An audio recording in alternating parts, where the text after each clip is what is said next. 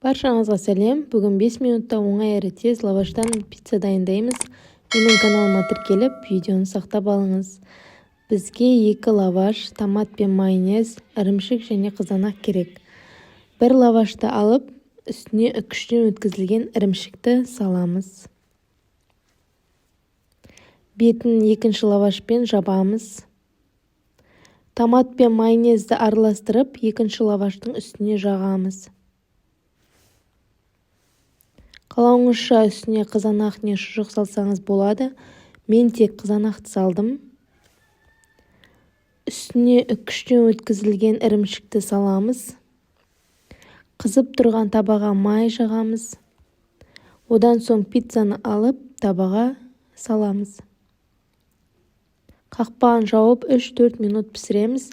Ең бастысы ірімшік ерісе болды. Дайын пиццаны табадан ақырындап алып, ыдысқа салып жей берсеңіз болады.